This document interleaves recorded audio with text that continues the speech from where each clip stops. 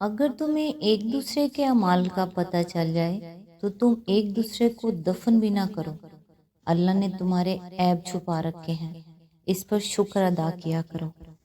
رابعہ بصری سے کسی نے پوچھا کہ کیا گناہ گار کی توبہ قبول ہوتی ہے؟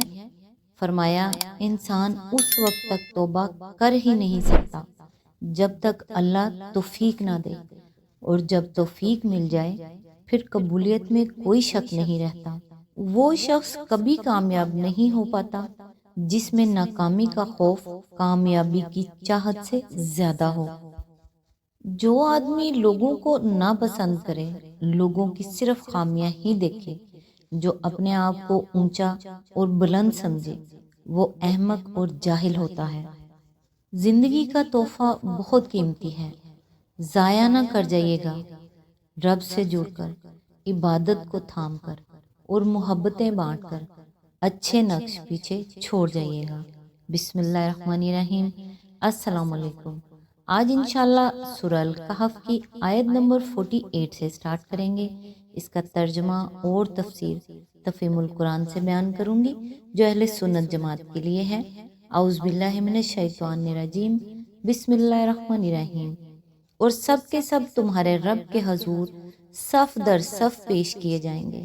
لو دیکھ لو، آ گئے نا تم ہمارے پاس، اسی طرح جیسا ہم نے تم کو پہلی بار پیدا کیا تھا۔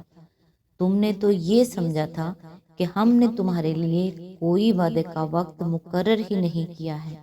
اس کی تفسیر ہے، یعنی اس وقت منکرین آخرت سے کہا جائے گا کہ دیکھو، انبیاء کی دی ہوئی خبر سچی ثابت ہوئی نا۔ وہ تمہیں بتاتے تھے کہ جس طرح اللہ نے تمہیں پہلی بار پیدا کیا ہے اسی طرح دوبارہ پیدا کرے گا، مگر تم اسے ماننے سے انکار کرتے تھے۔ بتاؤ اب دوبارہ تم پیدا ہو گئے ہو یا نہیں؟ آیت نمبر 49۔ اور نامہ اعمال سامنے رکھ دیا جائے گا، اس وقت تم دیکھو گے کہ مجرم لوگ اپنی کتاب زندگی کے اندراجات سے ڈر رہے ہوں گے اور کہہ رہے ہوں گے کہ ہائے ہماری کم بختی، یہ کیسی کتاب ہے کہ ہماری کوئی چھوٹی بڑی حرکت ایسی نہیں رہی جو اس میں درج نہ کی گئی ہو۔ جو کچھ انہوں نے کیا تھا وہ سب اپنے سامنے حاضر پائیں گے، اور تیرا رب کسی پر ذرا ظلم نہ کرے گا۔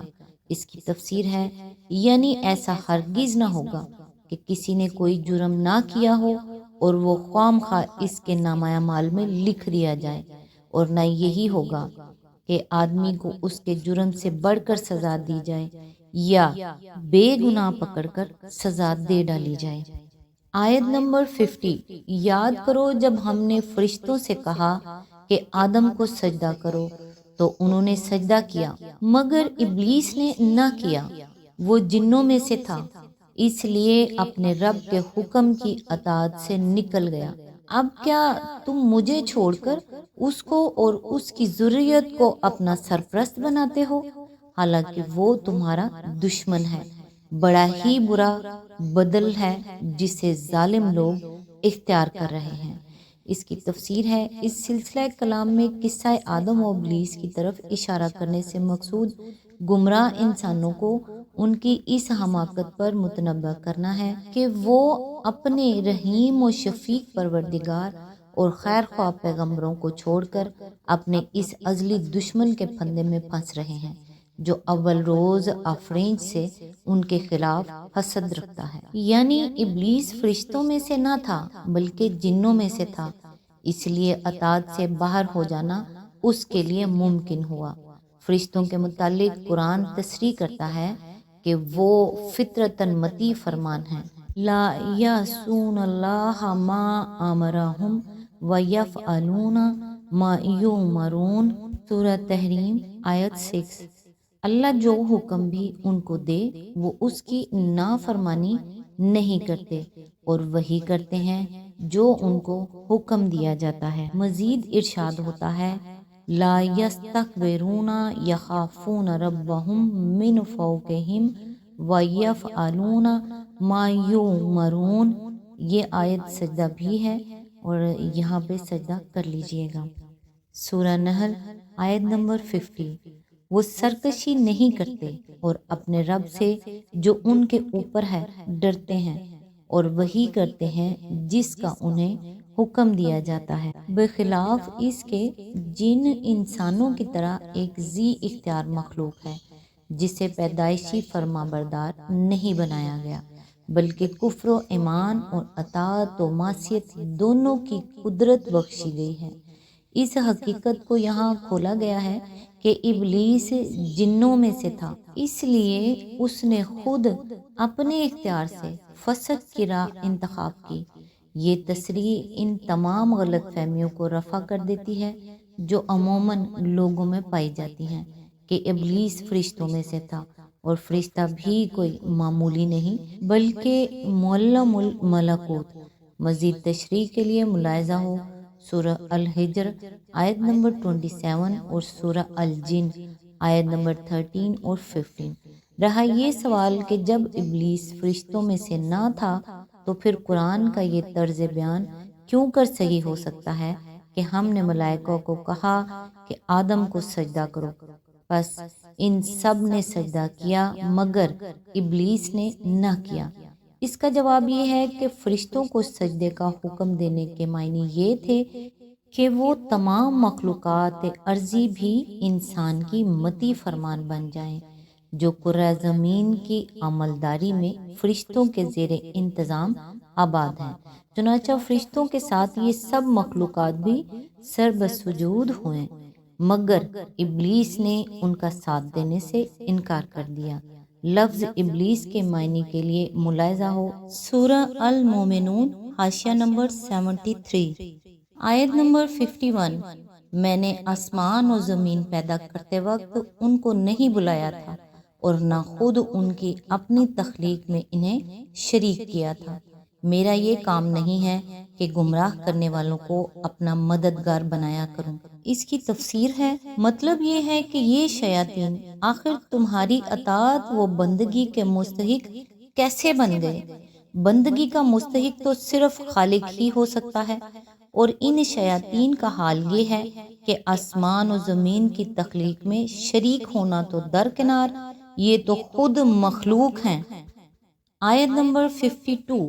پھر کیا کریں گے یہ لوگ اس روز جب کہ ان کا رب ان سے کہے گا کہ پکارو اب ان ہستیوں کو جنہیں تم میرا شریک سمجھ بیٹھے تھے۔ یہ ان کو پکاریں گے مگر وہ ان کی مدد کو نہ آئیں گے، اور ہم ان کے درمیان ایک ہی ہلاکت کا گڑھا مشترک کر دیں گے۔ اس کی تفسیر ہے، یہاں پھر وہی مضمون بیان کیا گیا ہے جو اس سے پہلے بھی کئی جگہ قرآن مجید میں گزر چکا ہے کہ اللہ کے احکام اور اس کی ہدایت کو چھوڑ کر کسی دوسرے کے احکام اور رہنمائی کا اتباع کرنا دراصل اس خدائی میں اللہ کا شریک ٹھہرانا ہے، خواہ آدمی اس دوسرے کو زبان سے خدا کا شریک قرار دیتا ہو یا نہ قرار دیتا ہو، بلکہ اگر آدمی ان دوسری ہستیوں پر لعنت بھیجتے ہوئے بھی امر الہی کے مقابلے میں ان کے اوامر کا اتباع کر رہا ہو تب بھی وہ شرک کا مجرم ہے۔ چنانچہ یہاں شیاطین کے معاملے میں آپ اعلانیہ دیکھ رہے ہیں کہ دنیا میں ہر ایک ان پر لعنت کرتا ہے، مگر اس لعنت کے باوجود جو لوگ ان کی پیروی کرتے ہیں، قرآن ان سب کو یہ الزام دے رہا ہے کہ تم شیاطین کو خدا کا شریک بنائے ہوئے ہو۔ یہ شرک اعتقادی نہیں بلکہ شرک عملی ہے، اور قرآن اس کو بھی شرک ہی کہتا ہے۔ مزید تشریح کے لیے ملاحظہ ہو تفہیم القرآن جلد اول النساء حاشیہ نمبر 91 145، الانعام حاشیہ نمبر 87 to 107، جلد دوم التوبہ حاشیہ نمبر 31، سورہ ابراہیم حاشیہ نمبر 32، جلد سوم سورہ مریم حاشیہ نمبر 27، المومنون حاشیہ نمبر 41، الفرقان حاشیہ نمبر 56، القصص حاشیہ نمبر 86، جلد چہارم سبا حاشیہ نمبر 59، 60, 61, 62, 63.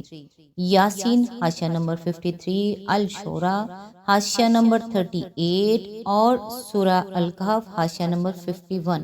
مفسرین نے اس آیت کے دو مفہوم بیان کیے ہیں، ایک وہ جو ہم نے اوپر ترجمے میں اختیار کیا ہے، اور دوسرا مفہوم یہ ہے کہ ہم ان کے درمیان عداوت ڈال دیں گے، یعنی دنیا میں ان کے درمیان جو دوستی تھی آخرت میں وہ سخت عداوت میں تبدیل ہو جائے گی۔ آج تک کے لیے بس اتنا ہی، نیکسٹ انشاءاللہ آیت نمبر 53 سے سٹارٹ کریں گے۔ تب تک کے لیے دعاؤں میں یاد رکھیے گا۔ اللہ حافظ۔